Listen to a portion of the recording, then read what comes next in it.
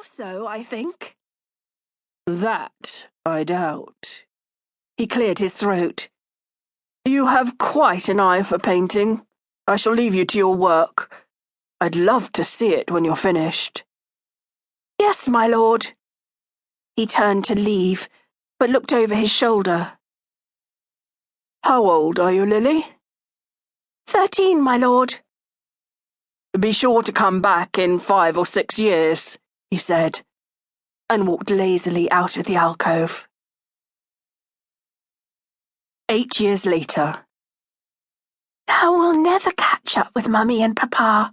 Lady Rose Jameson tucked herself into her carriage seat.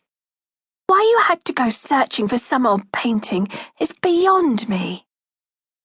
Because I want to take it back to the little alcove at Laurel Ridge and paint the scene again. Lily smoothed her sage-green skirt. She remembered fondly the beauty of the Lybrook estate and planned to paint to her heart's content during the upcoming 2-week house party. Besides, we'll catch up, won't we, Thomas? Her older brother, Viscount Jameson, nodded. My team can outrun those antiques of Papa's any day. We may even get there first. Thank goodness, Rose said, smiling. I'm filled with excitement about spending the next few weeks at Laurel Ridge. I'm looking forward to it myself, Lily said. Rose's sapphire eyes widened. You want to meet the Duke? You know me better than that, Lily laughed. I couldn't give 2 figs about his grace. It's his art collection that intrigues me. It's rumoured that he has a Vermeer. Good God, Lily, her brother said, winking. The most eligible men in England will be at Laurel Ridge, and you want to see a painting? Thomas, darling, we all know that you have about as much appreciation for art as a tree toad. Lily smirked. No doubt there will be plenty of beautiful women at Laurel Ridge who couldn't care less about Vermeer, and I'm sure His Grace will send hordes of cast-offs your way. I, on the other hand, have better things to do than pant after the Duke of Lybrook like a bitch in heat. Thomas laughed. God help the Duke if he crosses your path. Lily, Rose said, admonishing, it's a good thing Mummy isn't around to hear you talk like that. Have you forgotten that he's only the Duke by virtue of the untimely deaths of his father and brother? He's still a renowned rake. No self-respecting father would have dared allow his daughter to so much as blink in his presence. Lily rolled her eyes. But now he's a duke, and all is forgotten and forgiven. The hypocrisy makes me want to cast my crumpets. Of course you're right, but he spent his entire mourning period touring the continent, no doubt visiting every whorehouse he came upon.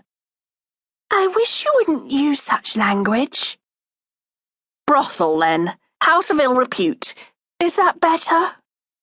Lily? He left his poor mother here alone to deal with her grief. He's nothing but a scoundrel.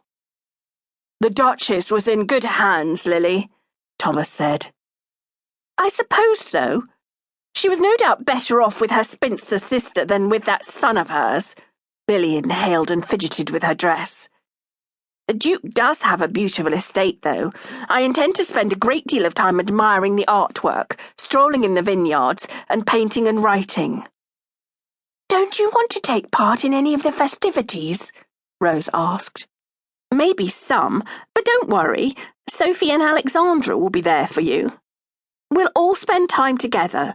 I'm sure Mummy won't hear of me going off alone as much as I wish to.